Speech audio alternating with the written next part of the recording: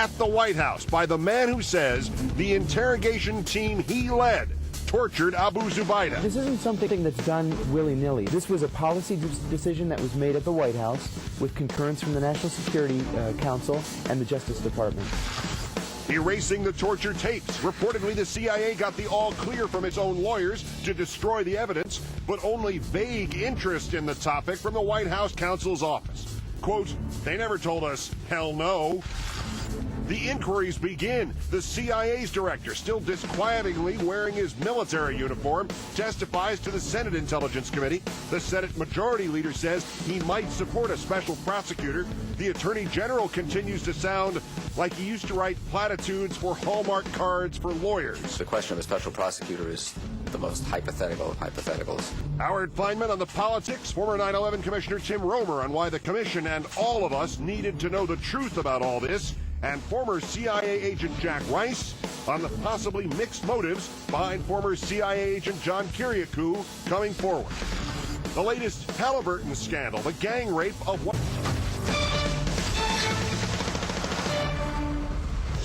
Good evening, this is Tuesday, December 11th, 329 days until the 2008 presidential election. The same CIA officer who last night confirmed that under his team's interrogation, al-Qaeda suspect Abu Zubaydah was waterboarded, who said he has no doubts that waterboarding is torture. Today, in our fifth story in the countdown, completed the picture, saying that the decision to torture was made by the White House. Despite that, the president standing by his story that he did not know about either the existence or the destruction of the CIA tapes until just a few days ago when he was briefed by agency director Michael Hayden. In his first public statement since the scandal broke, the president telling ABC News this morning, quote, "I think you'll find that a lot more data, facts will be coming out. That's good. It will be interesting to know what the true facts are, as opposed to the false facts." As if Mr. Bush and those closest to him might not already know what those true facts are. John Kiriakou, the CIA officer now retired, in charge of the team which waterboarded the al-Qaeda suspect, Zubaydah, telling NBC News this morning that all torture was done at the direct order of the White House.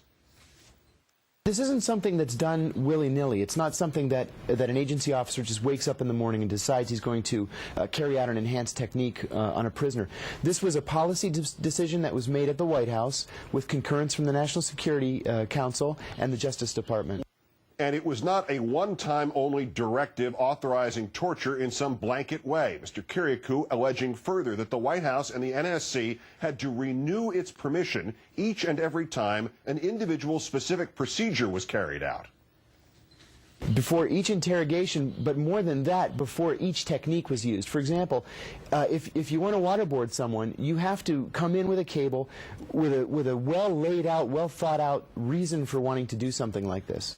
New questions also being raised about the administration's claims over when the videotaping itself might have stopped. CIA Director Hayden, who this afternoon testified to a closed session of the Senate Intelligence Committee, having claimed in a memo to agency employees last Thursday that the videotaping stopped in 2002, he said, after officials determined that documentary reporting was full and exacting, removing any need for tapes. But the New York Times reporting that a lawyer for Mohammed Bashmila of Yemen, a former prisoner who was captured by Jordanian intelligence agents in 2003, then turned over to the CIA, then taken to a black site prison in a country as yet unidentified, all according to an investigation carried out by Amnesty International. This man revealed yesterday that Mr. Bashmila saw multiple cameras in his interrogation rooms, and again, this would have been after 2002.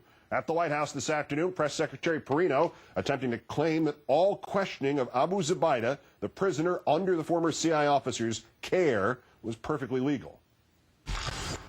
All interrogations have been done within the legal framework that was set out after September 11th, and they are measures that have been tough and limited.